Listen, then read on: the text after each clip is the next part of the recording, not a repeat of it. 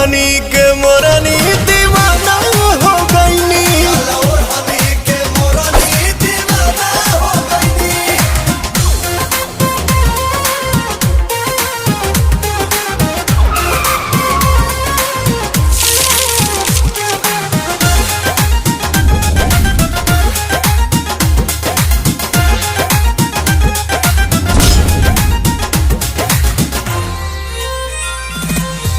कहे पवनवा ले ले बिना धनवा बनल साचो सजनवा चाहिला अपने मनवा चाहिला।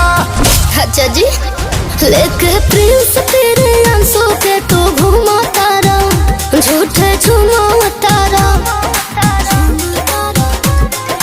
जुड़ल ऐसन नाता